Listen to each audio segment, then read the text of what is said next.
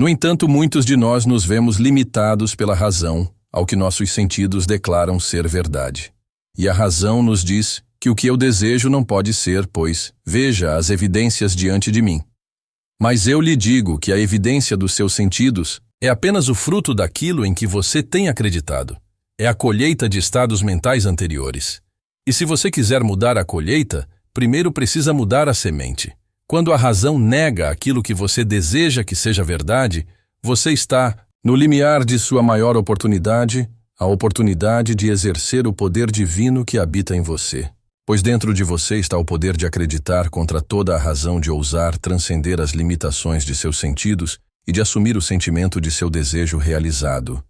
Você sabe que possui o poder de acreditar naquilo que a razão nega. Deixe-me falar sobre um princípio que já comprovei inúmeras vezes.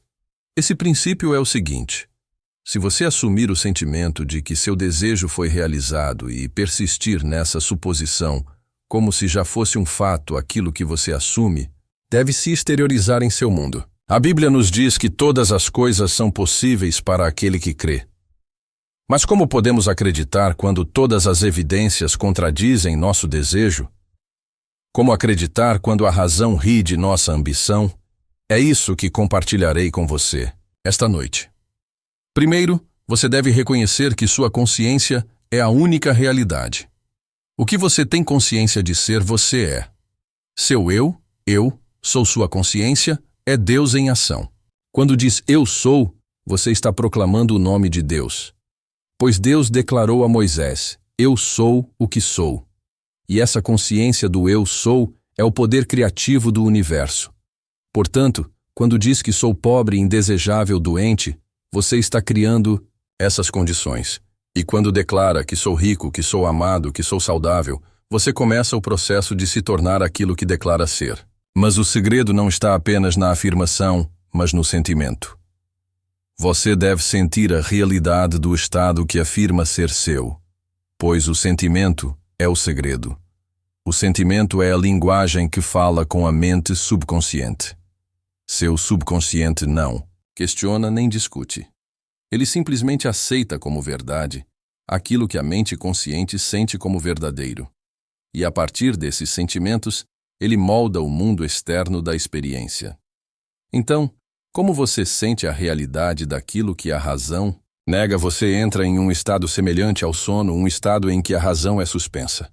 Nesse estado de sonolência e relaxamento, as objeções da mente consciente são acalmadas, e você pode imprimir no subconsciente a sensação de que seu desejo foi realizado.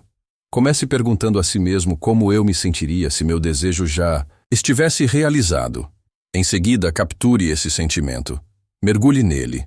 Sature todo o seu ser com a sensação de já ter alcançado seu objetivo, de já ter se tornado a pessoa que deseja ser, de já possuir aquilo que deseja possuir.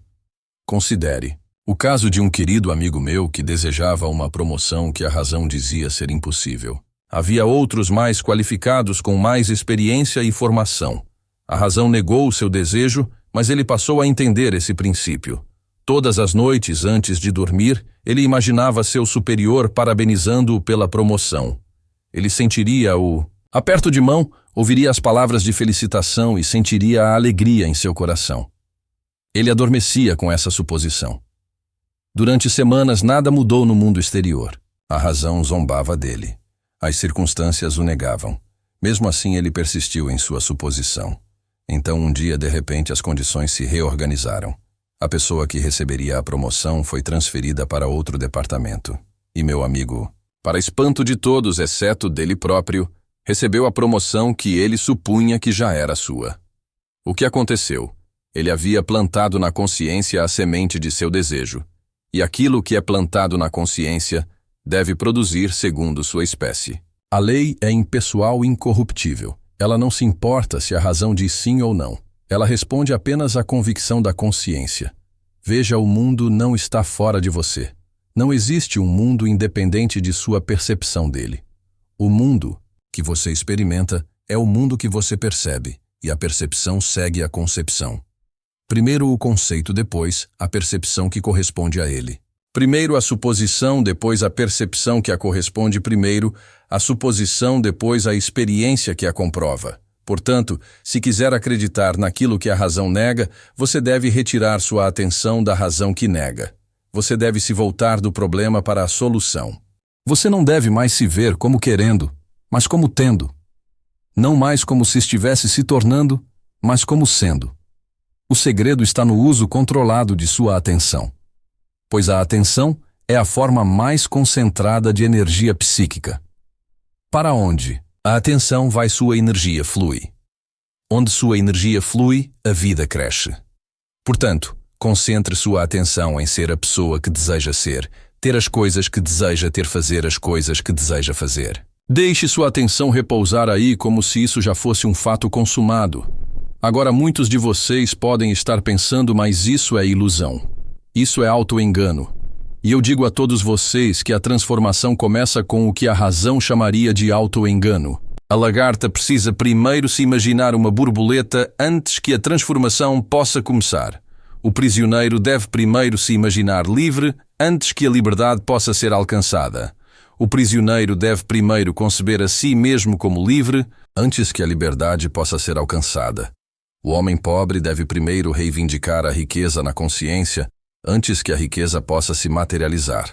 Mas isso não é de forma alguma um engano, pois eu lhes digo verdadeiramente que a realidade espiritual precede e determina a realidade física, aquilo que vocês reivindicam em consciência como verdadeiro para si mesmos, embora seus sentidos ainda o neguem, é a realidade espiritual a partir da qual a realidade física será formada. Deixe-me lembrá-lo da história bíblica do nascimento de Isaque. Abraão e Sara eram idosos, já haviam passado da idade de ter filhos, e a razão negava totalmente a possibilidade de terem um filho. No entanto, Deus prometeu a Abraão: Sara, tua mulher, te dará um filho. E a Bíblia nos diz que Abraão creu em Deus, e isso lhe foi imputado como justiça. O que é justiça? Que uso correto aninha o uso correto da consciência. Abraão ousou acreditar naquilo que a razão negava. Ele ousou aceitar como fato aquilo que os sentidos declaravam impossível. E dessa crença, dessa suposição, veio o cumprimento da promessa. O mesmo acontece com você. Você não precisa saber como seu desejo será realizado. Não precisa se preocupar com os meios. Sua tarefa é simplesmente assumir o sentimento do desejo realizado, acreditar que já é verdade e persistir nessa suposição, até que ela se solidifique em um fato externo. Lembre-se das palavras de Jó: decretarás uma coisa e ela te será estabelecida. Decretar, declarar, assumir, afirmar que é assim. E se você for fiel a essa suposição, ela deve se tornar um fato em seu mundo. Mas como você persiste quando dia após dia a evidência de seus sentidos contradiz sua suposição? É aí que vem o verdadeiro teste da fé. E por fé, não quero dizer crença cega, mas sim convicção consciente e controlada de sentir a certeza de que o que você supôs já é seu. Você persiste vivendo a partir do fim. Você persiste assumindo continuamente a sensação do desejo realizado, especialmente naqueles momentos tranquilos antes de dormir.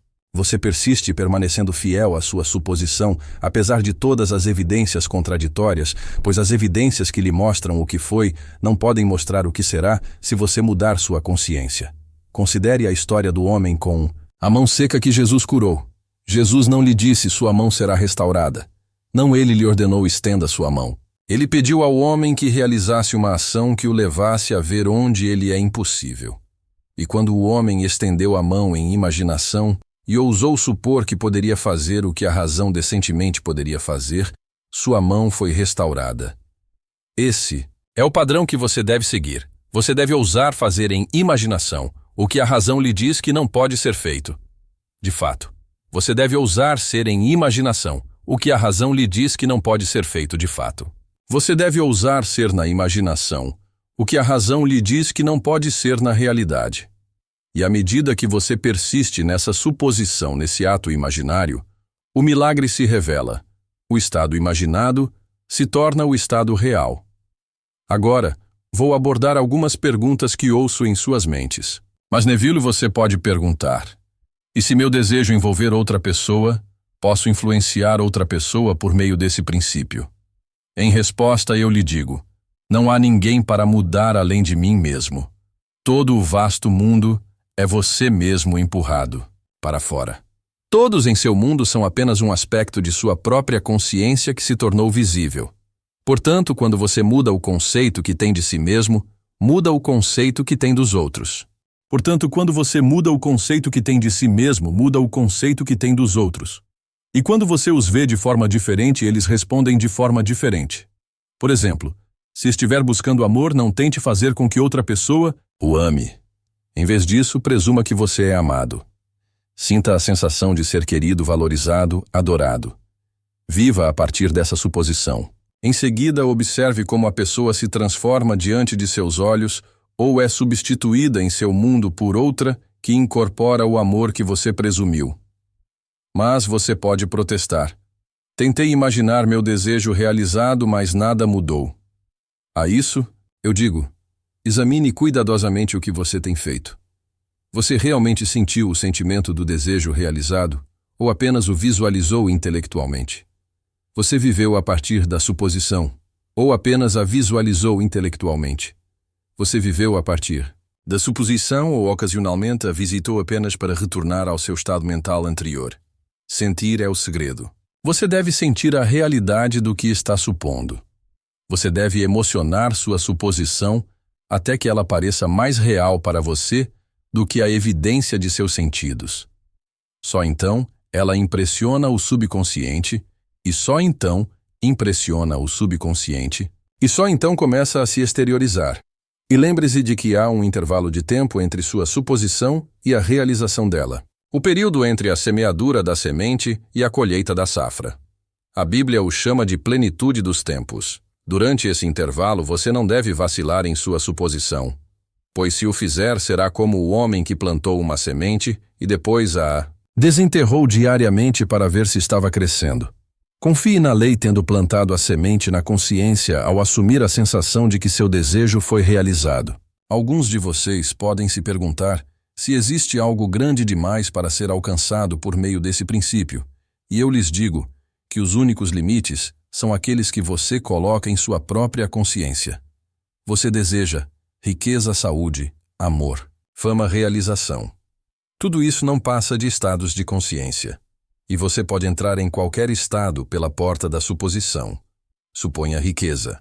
E embora sua conta bancária possa mostrar apenas alguns centavos, você colocou em ação a lei que deve trazer abundância.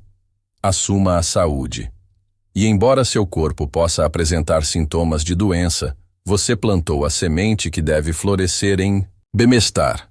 Agora deixe-me falar de um princípio dentro desse princípio que, quando compreendido, pode acelerar a manifestação de seu desejo. Esse é o princípio da revisão. No final de cada dia, antes de dormir, reveja os eventos do dia. Mas não os revise como ocorreram se não foram do seu agrado. Revise-os. Reescreva o roteiro. Veja o dia como você gostaria que ele tivesse sido. Sinta a satisfação, a realização, a alegria de ter vivido o dia de acordo com seus desejos e não de acordo com suas lembranças. Ao fazer isso, você realiza duas coisas. Primeiro, você neutraliza os efeitos negativos das experiências das quais não gostou. Segundo, você imprime em seu subconsciente as experiências que preferiria ter, preparando assim o terreno para experiências desejáveis, semelhantes no futuro. Preparando assim o terreno para experiências desejáveis, semelhantes no futuro. Por exemplo, se você teve uma discussão com alguém durante o dia, revise-a.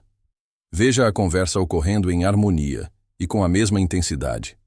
Veja a conversa ocorrendo em harmonia e respeito mútuo.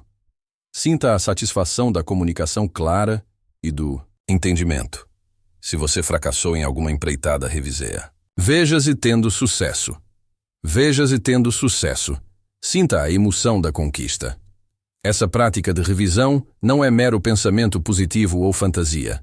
É o uso deliberado da imaginação para revisar a memória do dia e, ao fazê-lo, revisar as estruturas da consciência que, de outra forma, perpetuariam experiências indesejáveis semelhantes. Lembre-se de que suas memórias são simplesmente estados de consciência nos quais você entrou e vivenciou. Ao revisá-las, você está alterando a consciência em um nível fundamental.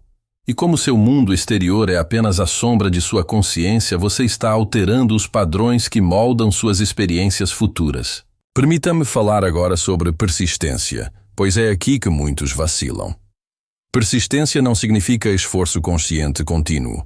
Não significa pensar em seu desejo o dia inteiro. Na verdade, isso pode ser contraproducente, pois muitas vezes surge de um sentimento de falta, um reconhecimento de que você ainda não tem o que deseja. A verdadeira persistência é retornar repetidamente ao sentimento do desejo realizado, especialmente naqueles momentos de sonolência antes de dormir, e permitir que esse sentimento permeie seu ser. É perceber-se sempre que voltar ao antigo conceito de si mesmo ou à antiga avaliação de sua situação e gentilmente trazer-se de volta à sua nova suposição. Pense nisso como sintonizar um rádio. Se quiser ouvir uma determinada estação, você deve sintonizar a frequência dela. Da mesma forma, se quiser experimentar uma realidade específica, você deve sintonizar sua consciência na frequência dessa realidade, assumindo a sensação de já ser, fazer ou ter o que deseja. E à medida que você persiste nessa nova frequência de consciência, seu mundo externo deve se reorganizar para corresponder às suas convicções internas. Pois essa é a lei. Seu mundo exterior é simplesmente um reflexo de seu mundo interior, objetivado no tempo e no espaço. Lembrou-me de uma jovem que me procurou desejando se casar. Ela estava em um relacionamento há anos com um homem que não demonstrava nenhuma inclinação para o matrimônio. A razão declarou que seu desejo era impossível, pois o homem havia declarado explicitamente que não acreditava no casamento. Mesmo assim, ela aplicou esse princípio. Todas as noites antes de dormir, ela usava uma aliança de casamento imaginária. Ela sentiria a presença dele em seu dedo. Ela respondia com um novo nome, o nome de casada que desejava. Ela dormia como se seu desejo já tivesse sido realizado. Por um tempo, nada mudou externamente. De fato, o relacionamento parecia piorar. Mesmo assim, ela persistiu em sua suposição. Então, de uma forma que ela nunca poderia ter planejado ou previsto, as circunstâncias mudaram. O homem teve uma profunda transformação interior, uma mudança de coração tão completa que, para sua própria surpresa, propôs casamento. O que aconteceu? Ela o havia mudado. Não ela havia mudado a si mesma. Ela havia transformado sua própria consciência de mulher solteira para esposa, e seu mundo, incluindo o homem, se reorganizou para corresponder ao seu novo autoconceito. É fundamental entender isso. Você não precisa manipular os outros ou planejar como seu desejo será realizado. Sua única tarefa é assumir a consciência, o sentimento, o autoconceito que seria seu se seu desejo já estivesse realizado. Seguida, a inteligência infinita de sua mente subconsciente trará a realização de maneiras que você não pode imaginar agora. A Bíblia diz: não te estribes no teu próprio entendimento. Isso significa que não dependa de sua mente racional para lhe mostrar como seu desejo será realizado. Em vez disso, confie na sabedoria do seu subconsciente, que conhece 1000 maneiras de realizar o seu desejo, onde você talvez não veja nenhuma. Outra pergunta que surge com frequência é: e se eu tiver desejos conflitantes? Isso é de fato comum, pois o coração humano é complexo. Você pode desejar riqueza, mas temer as responsabilidades que ela traz. Você pode desejar um relacionamento, mas temer a vulnerabilidade que ele exige. Você pode desejar realizações, mas temer a visibilidade que isso acarreta. A solução está em esclarecer seu desejo mais fundamental, a essência do que você realmente quer, e assumir isso. Deixe que os detalhes cuidem de si mesmos. Por exemplo, se você deseja riqueza, concentre-se não na quantidade ou nos meios específicos, mas na sensação de abundância, segurança e liberdade que a riqueza traria. Assuma esse sentimento e deixe que a manifestação externa assuma a forma que for mais apropriada. Agora, alguns de vocês podem se perguntar sobre o tempo. Quanto tempo devo persistir para que meu desejo se manifeste? A resposta varia, pois depende de vários fatores. A intensidade de seu desejo, a consistência de sua suposição, O grau em que sua suposição difere de suas circunstâncias atuais e sua disposição de liberar o apego a como e quando seu desejo será realizado. A Bíblia fala da plenitude dos tempos, o momento em que as condições amadureceram para permitir a manifestação de seu desejo. Esse momento não é arbitrário, mas é determinado pela complexa interação entre consciência e manifestação. No entanto, posso lhe dizer que a manifestação geralmente ocorre quando você mais precisa dela, não quando mais a deseja. E com frequência ela chega em um momento de rendição, quando você já se livrou de toda a ansiedade em relação à sua vinda e está descansando na tranquila confiança de que o que é seu não pode ser perdido. Que o que você assumiu na consciência deve se objetivar em seu mundo. Lembrou-me de um homem que desejava um emprego específico. Ele persistiu na suposição de que o emprego era dele. No entanto, meses se passaram sem uma oferta. Finalmente, ele se rendeu não em derrota, mas com a calma certeza de que o emprego, ou algo melhor, já era dele na consciência e, portanto, deveria se materializar em sua experiência. Ele liberou toda a ansiedade, toda a verificação compulsiva de resultados e simplesmente viveu a partir do estado de estar felizmente empregado. Uma semana depois dessa rendição, ele recebeu a oferta não para o emprego específico que havia almejado inicialmente, mas para um cargo superior na mesma empresa que combinava melhor com suas habilidades e oferecia maior oportunidade de progresso. A lei não funcionou de acordo com sua concepção limitada, mas de acordo com a essência de seu desejo.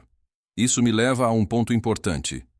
A lei sempre trabalha para a realização da essência do seu desejo, não necessariamente da forma específica que você concebeu. Confie na sabedoria de sua mente mais profunda para obter a expressão perfeita de seu desejo, que pode exceder suas expectativas conscientes. Agora vamos abordar talvez o aspecto mais desafiador de acreditar naquilo que a razão nega, a persistência de circunstâncias atuais que contradizem seu desejo. Como você mantém sua suposição diante de evidências aparentemente esmagadoras do contrário? Primeiro, reconheça que o que você está vivenciando agora é o efeito de suas suposições e crenças passadas. Isso não tem o poder de determinar seu futuro a menos que você conceda esse poder aceitando-o como uma limitação do que é possível para você. Em segundo lugar, pratique a disciplina da atenção. O local onde você coloca sua atenção determina sua experiência. Se você se concentrar nas limitações atuais, você as perpetuará. Se você se concentrar em sua suposição no sentimento de realização de seu desejo, você cria esse estado. Terceiro, cultive a gratidão pelo que está por vir como se já estivesse aqui. A gratidão é um estado poderoso que alinha sua energia com a receptividade e a abundância, e não com a falta e a limitação. Por fim, lembre-se de que a manifestação externa segue a suposição interna e não o contrário. Você não acredita porque vê. Você vê porque acreditou. Portanto, persista em sua suposição, apesar de todas as evidências contrárias, sabendo que as evidências acabarão por se conformar à sua suposição se você permanecer fiel a ela. Considere a história bíblica de Josué e as muralhas de Jericó. Os israelitas receberam a ordem de marchar ao redor da cidade fortificada uma vez por dia durante 6 dias e 7 vezes no 7º dia. Então eles deveriam dar um grande grito e as muralhas cairiam. Do ponto de vista da razão, isso era absurdo. Como marchar e gritar poderia derrubar muros de pedra maciça. Mesmo assim, eles obedeceram persistindo em uma ação que não fazia sentido. Racional. E no 7º dia após o 7º circuito, quando eles gritaram, as paredes caíram. Essa história ilustra perfeitamente nosso princípio. A marcha simbolizava a persistência diária em sua suposição. Apesar de todas as evidências contrárias à gritaria, representa a total convicção final de que o que você supôs agora é um fato consumado, e a queda do muro simboliza o colapso das limitações que o impediram de realizar seu desejo. Assim, é em sua vida. Os muros das circunstâncias que a razão lhe diz que não podem ser transpostos cairão por terra quando você persistir na suposição de que seu desejo foi realizado. Alcance o momento de aceitação total, o conhecimento interior de que o que você assumiu em consciência é agora a sua realidade. Deixe-me falar agora com aqueles que estão enfrentando desafios específicos, problemas de saúde, dificuldades financeiras, problemas de relacionamento ou obstáculos na carreira. Em cada caso, o princípio permanece o mesmo, embora sua aplicação possa variar um pouco. Se estiver lidando com problemas de saúde, desvie sua atenção do problema para a solução. Em vez de se identificar com a doença, identifique-se com a saúde perfeita. Sinta o alívio, a energia e a vitalidade que seriam seus se você estivesse completamente bem. Agradeça por sua saúde perfeita, como se ela já estivesse se manifestando. Durma com a suposição de bem-estar perfeito. Se seu desafio for financeiro, assuma o sentimento de abundância. Qual seria a sensação de ter mais do que o suficiente? Como você se comportaria? Qual seria a sensação de ter mais do que o suficiente? Como você se comportaria? Que pensamentos preencheriam sua mente? Se a preocupação financeira fosse uma coisa do passado, assuma esse estado. Viva com essa convicção, especialmente quando estiver dormindo à noite. No caso de dificuldades de relacionamento, assuma o sentimento de um relacionamento ideal. Como você se sentiria se seu relacionamento fosse harmonioso, amoroso e satisfatório? Assuma o sentimento do relacionamento ideal. Como você se sentiria se seu relacionamento fosse harmonioso, amoroso e satisfatório? Assuma esse sentimento. Veja a outra pessoa como você gostaria que ela fosse, não como sua memória lhe diz que ela é. Lembre-se de que os outros só podem desempenhar em sua vida o papel que sua consciência atribui a eles. E se os obstáculos na carreira o confrontarem, assuma o sentimento de realização, reconhecimento e sucesso.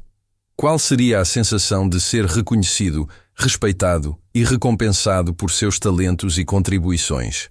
Assuma esse sentimento ao adormecer e observe como começam a aparecer oportunidades que antes eram invisíveis para você. Em todos os casos, a chave é mudar da consciência do problema para a consciência da solução, da consciência do que é para a consciência do que poderia ser, e na realidade espiritual já é. Agora devo abordar um mal-entendido comum sobre esse princípio. Alguns acreditam que, ao assumir o sentimento do desejo realizado, estão de alguma forma se envolvendo em pensamento mágico ou tentando manipular a realidade. O que você está fazendo é se alinhar com o princípio criativo fundamental do universo, de que a consciência é a única realidade e que aquilo que você está consciente de ser, você se torna. Você não está desafiando as leis do universo. Está trabalhando com elas em seu nível mais básico. Considere as palavras de Jesus. Portanto, eu lhes digo tudo o que vocês pedirem em oração, creiam que já o receberam e será seu. Essa não é uma receita para o pensamento mágico, mas uma revelação do processo criativo. Primeiro você acredita, depois você recebe. Essa é a ordem da criação. Outra concepção errônea é que esse princípio exige esforço ou tensão mental constante. De fato, o oposto é verdadeiro. O estado mais eficaz para impressionar o subconsciente é o de consciência relaxada e sonolenta, o estado entre a vigília e o sono. Nesse estado, as objeções da mente racional são silenciadas e o subconsciente é mais receptivo à impressão de seu desejo. É por isso que enfatizo o momento antes de dormir como o momento ideal para assumir a sensação de desejo realizado. Ao cair no sono sentindo que é a pessoa que deseja ser tendo o que deseja, ter fazendo o que deseja fazer, você imprime esse estado no subconsciente com o mínimo de resistência da mente racional. Lembre-se, a mente subconsciente aceita como verdadeiro o que a mente consciente sente como verdadeiro. E o que o subconsciente aceita, ele realiza. Essa é a lei pela qual os sonhos se tornam realidade. Mas o que acontece quando, apesar de seus melhores esforços, a dúvida e a descrença aparecem? Isso é natural e esperado, principalmente quando seu desejo parece muito distante de suas circunstâncias atuais. Nesses momentos, não lute contra a dúvida.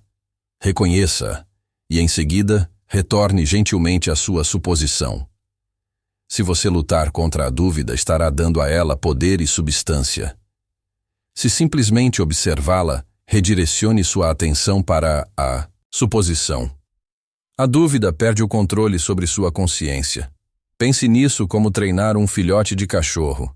Você não castiga o filhote por ter se perdido. Você simplesmente o traz de volta para onde quer que ele esteja de forma suave e consistente. Assim com sua mente, quando ela se desviar para a dúvida ou descrença gentilmente, sem autocrítica, traga-a de volta ao sentimento de seu desejo realizado.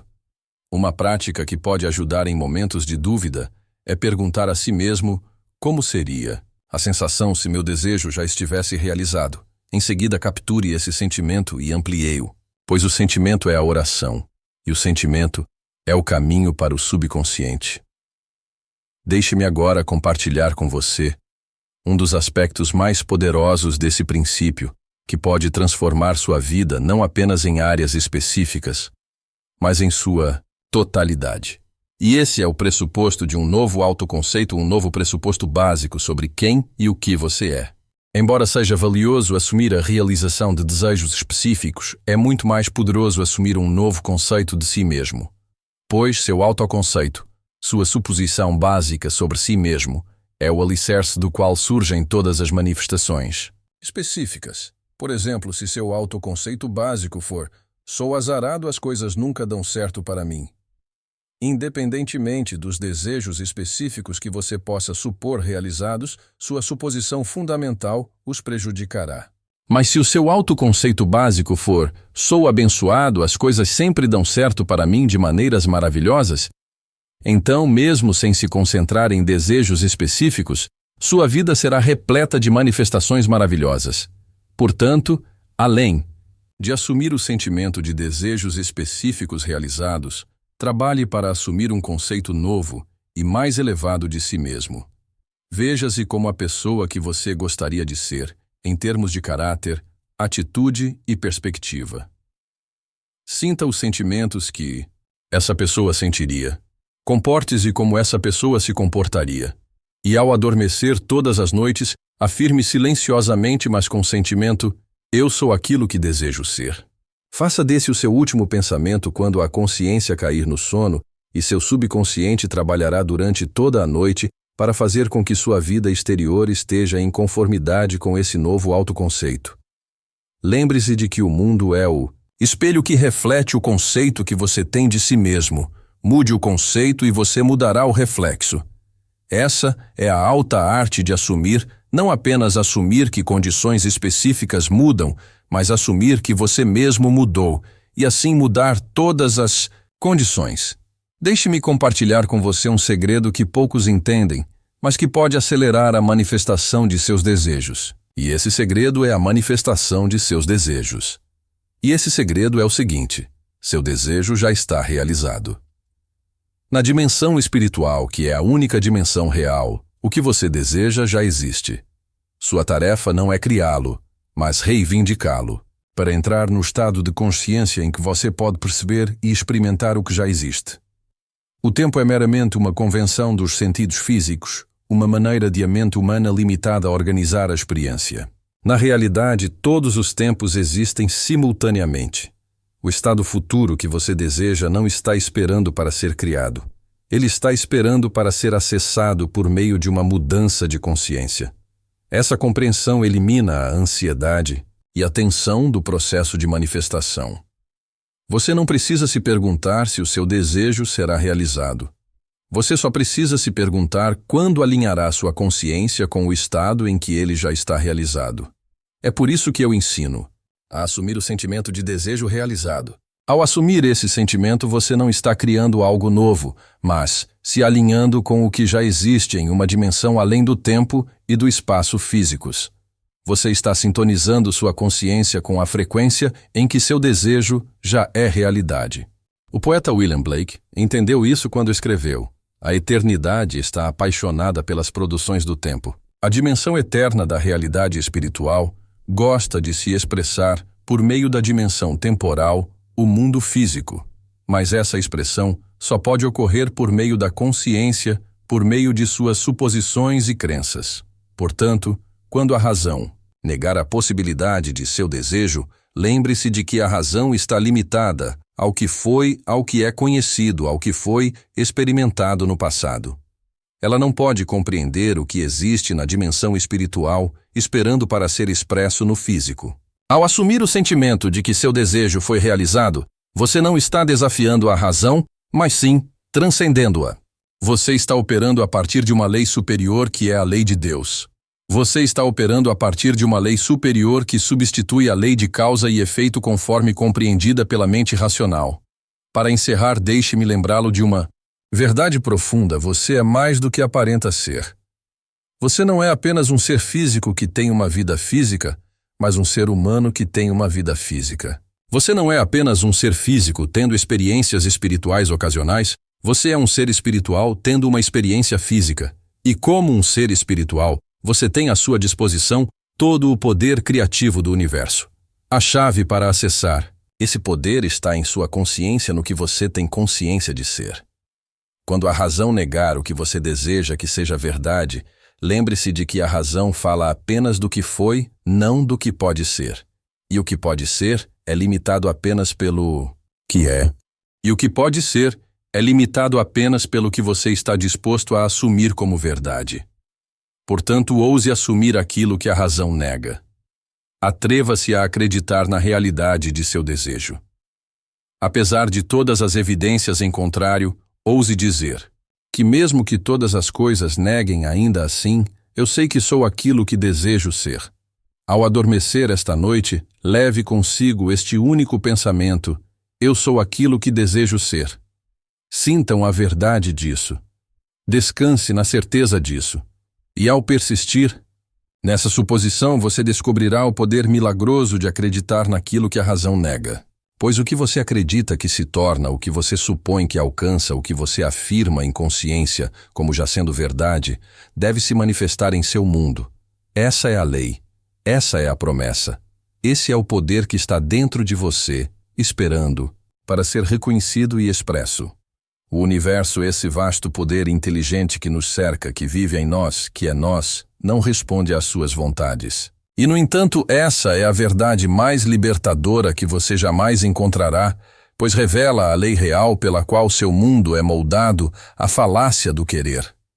Mas, Neville, você pode dizer: ensinaram-me que devo desejar intensamente as coisas para atraí-las. Essa, meus caros amigos, é a primeira ilusão que devemos dissipar. O desejo, por sua própria natureza, é uma admissão de falta. Quando você diz "eu quero", está declarando ao universo "eu não tenho". E o universo, sendo o espelho perfeito da consciência, reflete exatamente isso, esse estado de não ter. Considere por um momento o que a palavra querer realmente implica. Querer é não ter. É estar em um estado de ausência olhando para fora para algo que você não possui. E enquanto você se mantém firme nessa consciência de ausência, a lei que não faz acepção de pessoas, mas apenas de estados, deve continuar a proporcionar experiências que correspondam a essa consciência de falta. Conheci um homem em Nova York que durante anos proclamou seu desejo de abundância financeira. Diariamente, ele afirmava: quero riqueza, quero ficar livre de dívidas. No entanto, ano após ano, sua situação financeira se deteriorava. Um dia, em desespero, ele me procurou e eu compartilhei com ele o que agora compartilho com você. O universo não estava falhando com ele. Estava respondendo com perfeita precisão à sua consciência de carência, de ausência, de falta. O estado ao qual o universo responde. Se o universo não responde ao desejo ao que ele responde infalivelmente ao seu estado de ser, ao que você está afirmando ser nas profundezas de sua consciência. O universo não se importa com o que você quer. Ele só se importa com o que você é. A cada momento de sua existência, você ocupa um estado. Esses estados são incontáveis. Mas neste exato momento, você está em um estado. Pode ser um estado de saúde ou doença, riqueza ou pobreza, amor ou solidão. E o universo, com precisão matemática, proporciona experiências que correspondem a esse estado.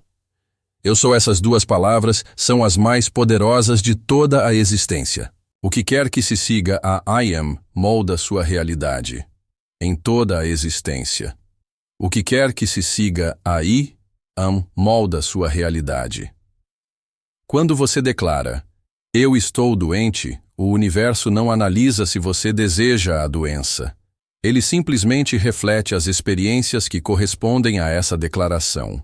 Quando você declara, eu sou rico, mesmo que sua conta bancária pareça vazia, você está mudando para um estado ao qual o universo deve responder. O que muitos não percebem é que você não precisa esperar por evidências externas para declarar um novo estado de ser. Na verdade, as evidências só seguirão o que for declarado. Na verdade, a evidência apenas seguirá sua suposição anterior. Como eu já lhe disse várias vezes, a imaginação cria a realidade. Mas não é o que você imagina como algo distante ou separado de si mesmo. É o que você imagina que é. O sentimento que eu pergunto é o segredo. Meu amado público, aqui, chegamos ao cerne da questão.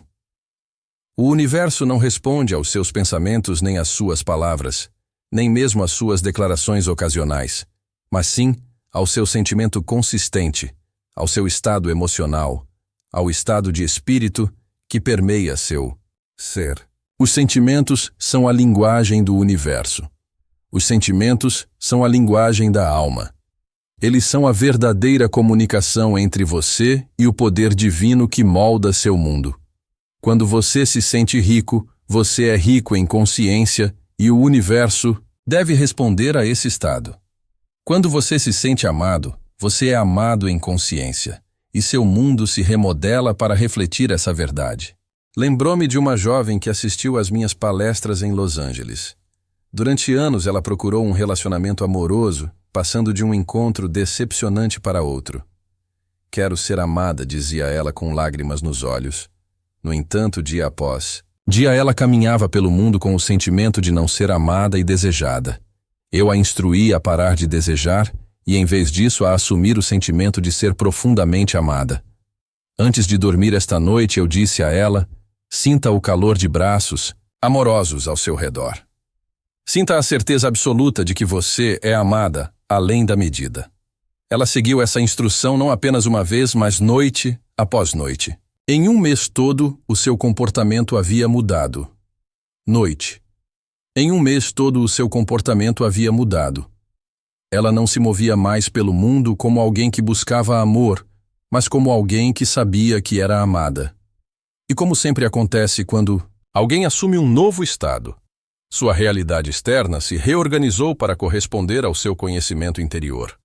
O relacionamento amoroso que ela buscava apareceu em sua vida aparentemente por acaso, mas perfeitamente alinhado com a lei vivendo. Desde o fim, se o universo responde ao seu estado de ser, então o grande segredo da manifestação é assumir o estado de seu desejo realizado. É isso que quero dizer quando falo de viver a partir do fim. Quando se vive a partir do fim, não se está olhando para um futuro desejado. Está vivenciando-o como um fato presente em sua imaginação. E a imaginação, quando associada ao sentimento, é a própria substância da realidade e da formação. Considere o seguinte: toda invenção, todo edifício, toda obra de arte existiu primeiro na imaginação de alguém antes de se manifestar no mundo físico. Os irmãos Wright imaginaram o voo humano antes de criarem o primeiro avião. Michelangelo viu Davi dentro do mármore antes de seu cinzel tocar a pedra. Da mesma forma, a vida que você deseja já existe em potencial, aguardando a sua suposição de que o desejo já existe em potencial, aguardando a sua suposição de que ela seja realidade, na consciência. O universo não precisa criá-la novamente. Ele precisa apenas mover as peças existentes de sua vida para que correspondam à sua convicção interior. Conheci um médico que sonhava em abrir uma clínica para atender aqueles que não podiam pagar por um tratamento médico. Durante anos ele disse, quero abrir minha clínica, mas permaneceu em sua prática convencional. Quando passou a entender o princípio que estou compartilhando com vocês hoje, ele começou a assumir o estado de já estar administrando a clínica dos seus sonhos. Todas as noites antes de dormir, ele se imaginava entrando pelas portas de sua clínica. Ele sentiria a satisfação de tratar os pacientes independentemente de sua capacidade de pagamento.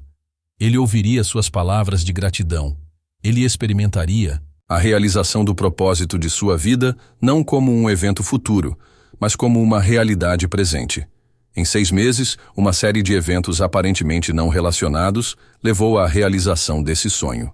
Um prédio ficou disponível exatamente no local que ele havia imaginado. O financiamento surgiu de fontes inesperadas. Suprimentos médicos foram doados por uma empresa que estava atualizando seus equipamentos. O universo não respondeu a seus anos de desejo. Ele respondeu imediatamente quando ele assumiu o estado de já ser o que desejava ser. O LAIC impessoal. Meus amigos, devo enfatizar que a lei da qual estou falando é totalmente impessoal. Ela não julga se seus desejos são nobres ou ignóbeis, espirituais ou materiais. Ela simplesmente responde ao estado que você ocupa. É por isso que você encontrará tanto santos quanto criminosos que entendem a lei e a utilizam de forma eficaz. O santo assume o estado de comunhão com Deus e experimenta revelações divinas. O criminoso assume o estado de roubo bem-sucedido e encontra oportunidades para ganhos ilícitos. A lei em si é neutra. É a consciência do indivíduo que determina como a lei funcionará em sua experiência pessoal. Não estou sugerindo que você use esse conhecimento para fins questionáveis. Estou apenas ilustrando que o universo não faz julgamentos morais sobre suas tajaias. Ele simplesmente reflete de volta para você a estaca que você escolheu ocupar. Esse entendimento deve libertá-lo de qualquer crença persistente de que você deve de alguma forma ser digno de seus desejos. O único valor exigido é sua disposição de assumir o estado de desejo realizado. O universo não responde à sua dignidade, ele responde à sua consciência. O sábio que se baseia na suposição, tendo reconhecido que o universo responde não ao seu desejo, mas ao seu estado de ser. Naturalmente surge a pergunta como manter o estado de desejo por tempo suficiente para que ele se torne nossa realidade física. A resposta está no que as escrituras antigas chamavam de Sabat. O Sabat não é apenas um dia da semana. É um estado de consciência. É o momento em que você descansa de seu trabalho sabendo que o que você estava buscando já é seu em consciência. Quando Deus concluiu o trabalho da criação, ele descansou sabendo que estava terminado. Da mesma forma, depois de assumir o estado de seu desejo realizado, você deve descansar nessa suposição, sabendo que o trabalho está completo no nível da consciência e que sua manifestação física está garantida. Esse descanso não é inatividade. Você ainda realizará suas tarefas diárias, mas o fará a partir de um novo estado de ser carregando dentro de si a confiança tranquila de que o que você assumiu na consciência deve, por lei, tornar-se sua experiência física. Já contei muitas vezes a história de um homem que desejava ser promovido em sua empresa. Durante meses ele havia sido preterido apesar de suas qualificações. Quando aprendeu esse princípio, ele começou a assumir a sensação de já estar ocupando o novo cargo.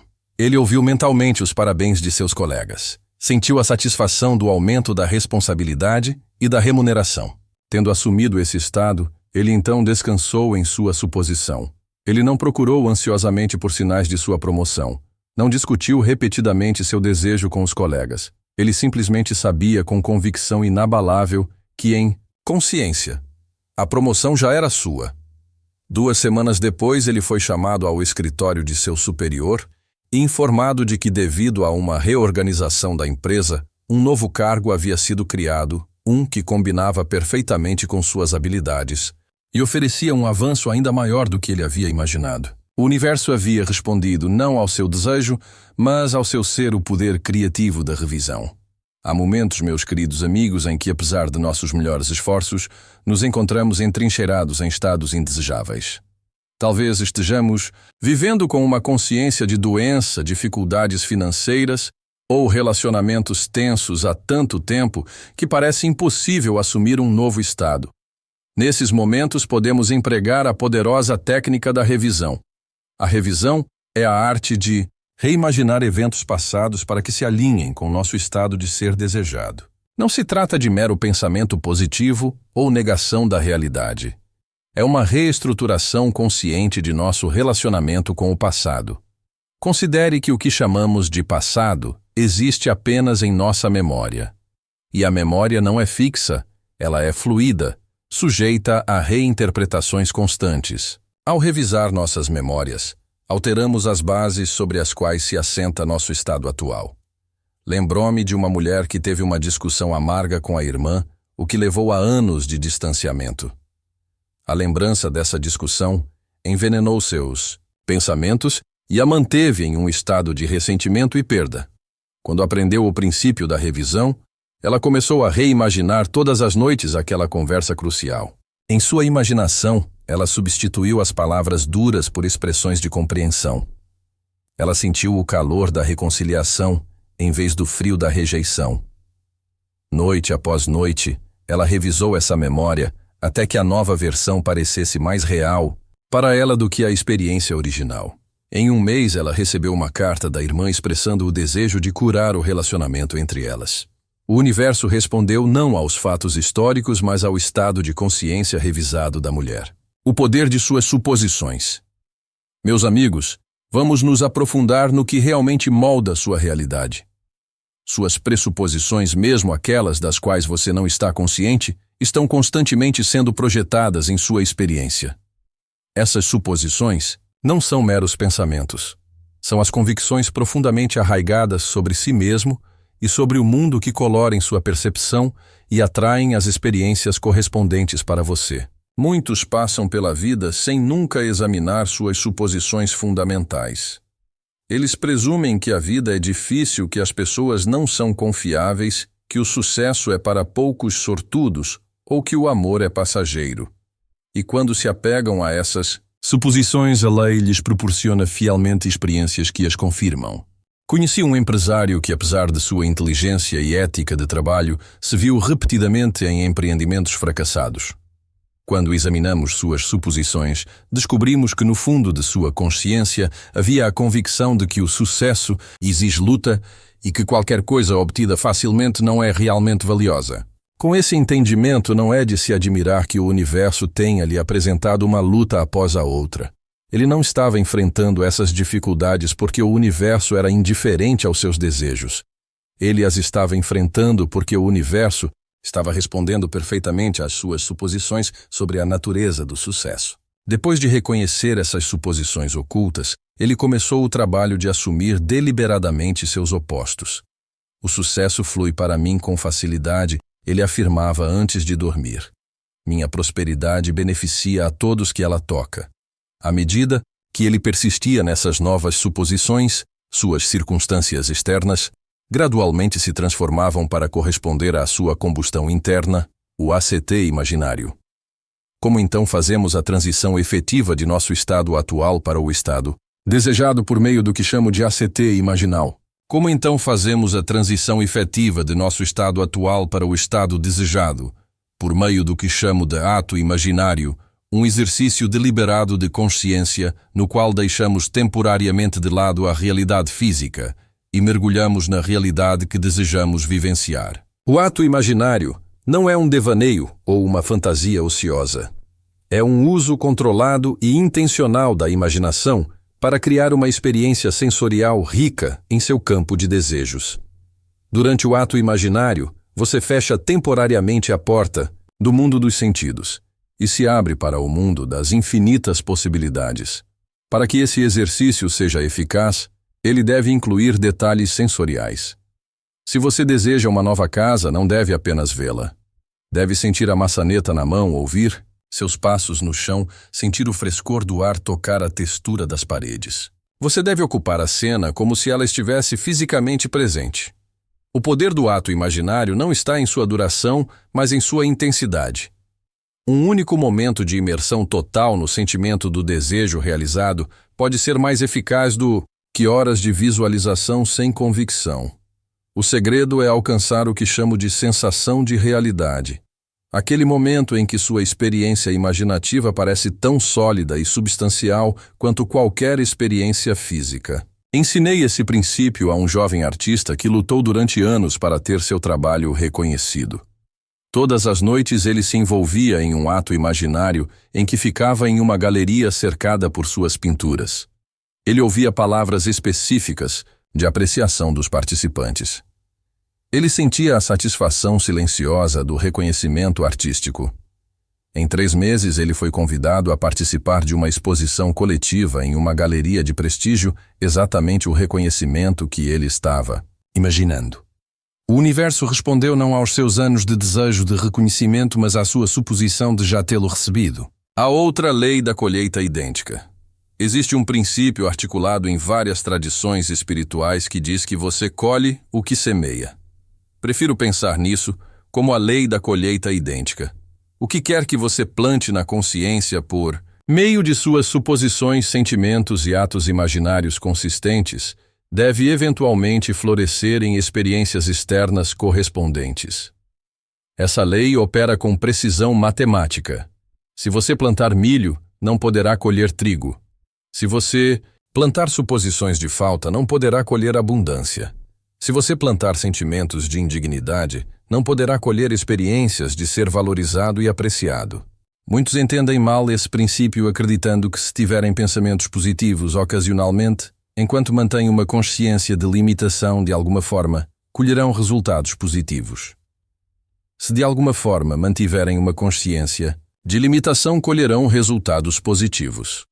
Mas os pensamentos ocasionais têm pouco poder contra as suposições profundamente enraizadas que governam seu senso básico de identidade e possibilidade.